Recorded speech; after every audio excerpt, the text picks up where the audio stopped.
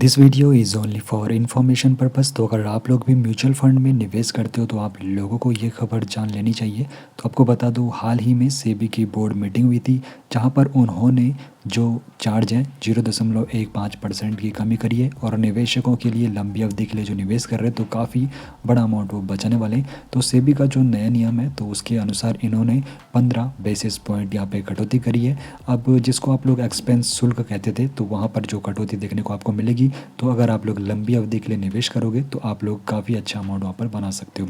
अब देखो, यहाँ पर जो इक्विटी फंड है जिनकी कीमत 500 करोड़ से कम है, तो उनका जो पुराना अधिकतम शुल्क रहता था 2.25% रहता था, लेकिन अब नया शुल्क 2.10% हो जाएगा। साथ ही साथ आप लोगों को यहाँ पर शुल्क में कमी देखने को मिलेगी। डेट फंड हो गए जिनकी कीमत 500 करोड़ से कम है, इंडेक्स फंड हो गए, ETF हो गए, इक्विटी के फंड हो गए, तो इनमें भी आप लोगों को यहाँ पे चार्जेस कम देखने को मिलने वाले हैं। अब यहाँ पर हमें समझना होगा BER और TER को। तो यहाँ पर ट्रांसपेरेंसी लाने के लिए यहाँ पर सेबी ने ये बदलाव करा है और यहाँ पर 15 बेसिस पॉइंट की कमी देखने को मिली है। तो BER आखिर होता क्या है, जिसको बेस एक्सपेंस रेशियो भी कहते हैं। तो फंड का जो ऑपरेशनल जो खर्चे होते हैं तो उनको ट्रैक करने का एक नया और स्पष्ट तरीका है, ताकि आप लोगों को पता चले कि फ़ंड का ऑपरेशनल कॉस्ट कितनी जा रही है। अब यहाँ पर BER तो आप लोगों को समझ आ गया होगा।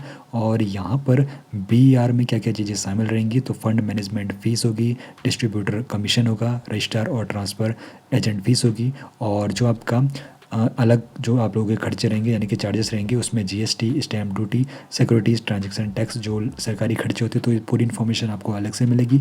और BER जहाँ पर फंड हाउस के जो खर्चे होते हैं उसको बताता है, जबकि TER आपका टोटल यहाँ पे जितने भी टैक्सेस और चार्जेस रहते हैं उसकी इन्फॉर्मेशन बताता है निवेश से पहले। अगर आप लोग लॉन्ग टर्म इन्वेस्टर हो तो वहाँ पर आप लोगों को इसका फ़ायदा देखने को मिलेगा, क्योंकि एक्सपेंस रेशियो अगर कम है तो छोटा सा अमाउंट भी जो भविष्य में कंपाउंडिंग की वजह से काफ़ी अच्छा बन जाता है। तो इसीलिए एक्सपेंस रेशियो आप लोगों के लिए काफ़ी ज़्यादा महत्वपूर्ण रहता है। इसमें यहाँ पे कमी देखने को मिली है। अब यहाँ पर लंबी अवधि वाले निवेशकों के लिए काफ़ी बड़ी खुशखबरी ये रहने वाली है।